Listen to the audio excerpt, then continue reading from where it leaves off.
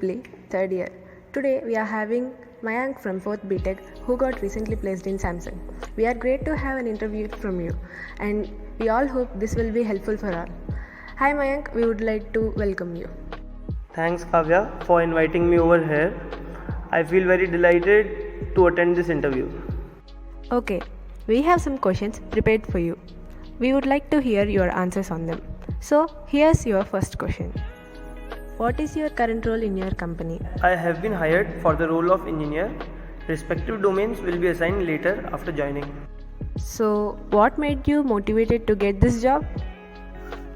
The fact that I wanted to be self-reliant and self-dependent was the major factor of my motivation. What kind of job you dreamed of securing when you started your BTech life? So at the start of the BTech life, everyone is more fascinated and they dream of having more salary. So I also just thought to have a job with a salary more than 10 LPA and I can live a good life with that. According to you, what is the importance of coding and how did you manage both core and coding? So I think this is a general question which will be in the mind of everyone who is starting their preparation. So generally every company would like to test you on problem solving skills and that is generally done through coding. So it is very important to get through the placement process. Coming to managing both, it depends on how much time you are having. If you are in second and third year, you can give 1 hour every day for coding and then remaining will be your academic life only. Which platforms have you learned coding? So I have solved DSA problems mostly on GFG lead code. Okay, what are the best platforms that you would suggest? According to me, the best platform is lead code. Mayank, what are the skills that are required for securing this job? So you must know DSA very well, like that's a must. Having a good project in AI ML may also help you during the interview. I feel that will be enough. You said AI and ML are good. So what courses have you done apart from academics? So apart from academics, I have done some introductory courses in ML and DL and recently I have given exam also for NPTEL DBMS. So doing courses along with academics, it will become difficult, right? How would you suggest our listeners to manage preparation for placements, academics and courses?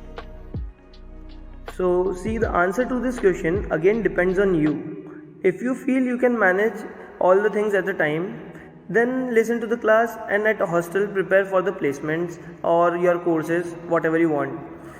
And if you feel burdened, then focus on preparation for placement and do courses and prepare for exam 1-2 weeks before. That will be fine. Will backlogs affect our placements? Yeah, due to active backlogs, you may not be allowed to participate in the placement drives. Many companies reject the candidates with backlog history too. So backlogs are not at all good for you. Whom did you contact to know if you have to attend a certain company's interview, like friends or professors? How did you choose to attend a particular company's interview? So yes, I did took suggestions from friend and I was also in contact with my seniors during the placement. They helped me and guided me a lot. But attempting a company's placement drive was my own decision always. So coming to choosing a company, so you are provided with a job description by the company before the drive. You get to know about the role and company by reading that JD. So accordingly you can choose, and I was also aiming at company whose CTC was 10+. How did you maintain good connections with people, like with professors or friends, etc.? So I think when you talk friendly, respectfully with anyone, you automatically make good connections with them. Nowadays you have social media also like LinkedIn, Insta, etc. So you can make good connections using social media wisely. Now we will be coming to interview section. Now the first question is, how do you suggest listeners to introduce themselves in an interview? So taking that question on me, in that situation, I would like to convey the info about me which was not present in the resume. Like the proper introduction can start as, I am extremely hardworking, loyal and committed person who likes to learn something new every day. I like to learn new things by implementing them, correcting my mistakes and learn from them. You can Can we attend another interview even though we have got placed in a company? According to the TNP rules, you can attend interview of company having CTC 1.5 times more than your existing CTC, and that should be in the other domain like if you have got placed in IT, then your other chance left is of core only. What are the qualities do you think one should inhibit to gain a good campus placement?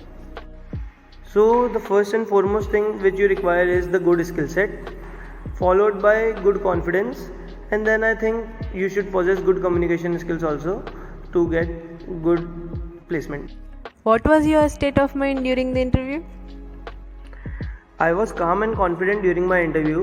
The only thing which was going in my mind was that I should not say that I do not know an answer in the interview. And I was focusing on keeping my mind crystal clear during the interview.